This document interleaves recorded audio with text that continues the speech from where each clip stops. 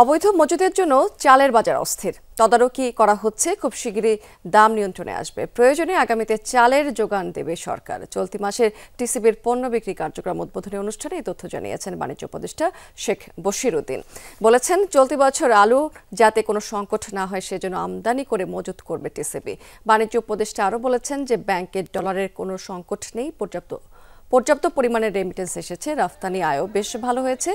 চলতি মাসে ভোজ্য তেল এবং ডালের সাথে চিনি দেওয়া হচ্ছে। প্রতি কেজি তেল ১০০ টাকা, ডাল ৬০ টাকা এবং চিনি ৭০ টাকায় বিক্রি করছেন ডিলাররা। শুধুমাত্র স্মার্ট ফ্যামিলি কার্ডধারীরা এই সেবাটি পাচ্ছেন। কার্ডধারীরা পণ্যের পরিমাণ বাড়ানোর দাবিও জানিয়েছেন এই সময়। আমাদের তথ্য উপাত্ত অনুযায়ী বাজারে চালের কোনো ঘাটতি নেই। সরকারের নিজস্ব যে মজুদ সেখানেও ঘাটতি নেই, স্থানীয় উৎপাদনেও তেমন ঘাটতি নেই, কারণ আমরা আমনের ভরা মৌসুম পার করছি এই মুহূর্তে। সো এই মুহূর্তে বাজারে এই মূল্যস্ফীতিটার কোনো যুক্তিসঙ্গত কারণ আমরা দেখছি না।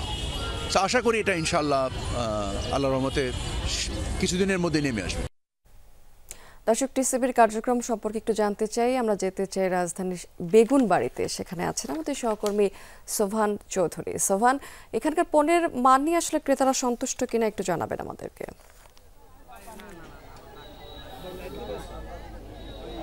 স্মৃতি, আজকে থেকে শুরু হলো নতুন বছরের টিসিবি পণ্য বিক্রির কার্যক্রম।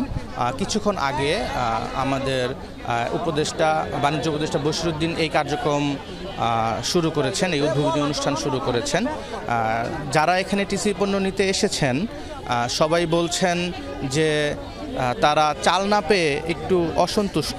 তারা বলছেন যে চিনির থেকেও চালটা বেশি জরুরি তাদের।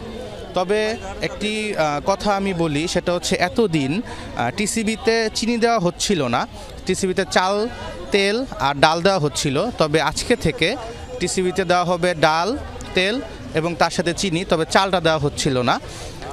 এর বাণিজ্য উপদেষ্টা বলেছেন সাময়িক মজুতদারির জন্য চালের বাজার অস্থিতিশীল, মনিটরিং করা হচ্ছে।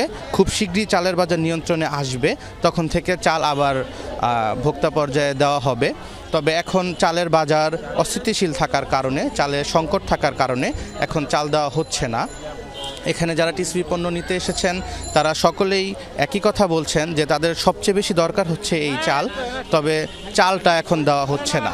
তবে তারা বলছেন এখানে যে পণ্যগুলো দেওয়া হচ্ছে তার পরিমাণ যদি আরও একটু বাড়িয়ে দেওয়া হতো তাহলে তাদের জন্য আরও ভালো হতো।